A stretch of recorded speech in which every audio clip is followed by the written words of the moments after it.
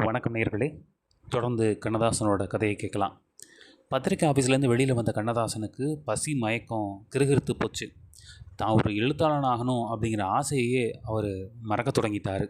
இங்கேருந்து பிழைச்சா போதுண்டா அப்படிங்கிற எண்ணம் அவருக்கு தலை தூக்க ஆரம்பிச்சிருச்சு. அப்போ தான் கண்ணதாசனுக்கு திடீர்னு ஒரு ஞாபகம் வந்துச்சு. அவங்களோட நெருங்கின சொந்தக்காரங்க ஒருத்தவங்க இங்கே இருக்கிறது அவருக்கு ஞாபகம் வந்துச்சு. ஒரு கடலில் தண்ணிக்கு தவிச்சுக்கிட்டு இருக்கவனுக்கு திடீர்னு எங்கேருந்தோ ஒரு கோப்பை நல்ல தண்ணி கிடச்சா எப்படி இருக்கும், அந்த மாதிரி தான் அப்போ கண்ணதாசனுக்கு அந்த அவரோட ஞாபகம் கிடச்சிருக்கு. விறுவிறுன்னு ரொம்ப நம்பிக்கையோடு போயிருக்காரு அந்த வீட்டுக்கு. வீட்டு வாசப்படியில் கால் எடுத்து வச்சது தான் தாமதம். நீயா நீயே இங்கே வந்த அப்படின்னு அந்த சொந்தக்காரர் கேள்வி கேட்டதும் கண்ணதாசனோட தலையில் இடியே விழுந்த மாதிரி இருந்துச்சு.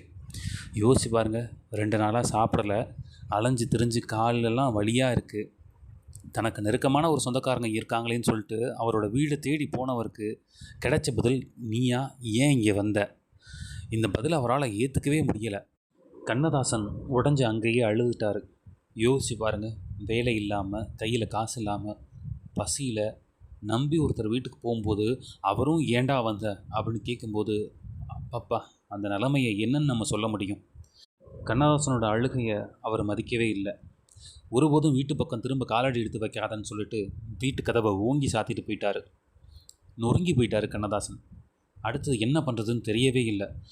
உடஞ்சி போய் உட்கார்ந்தவருக்கு திடீர்னு ரோஷம் பொத்துக்கிட்டு வந்துச்சு.